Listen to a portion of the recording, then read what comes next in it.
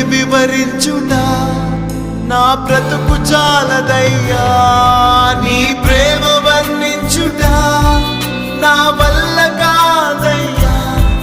నీ కృపని వివరించుట నా బ్రతుకు చాలదయ్యా.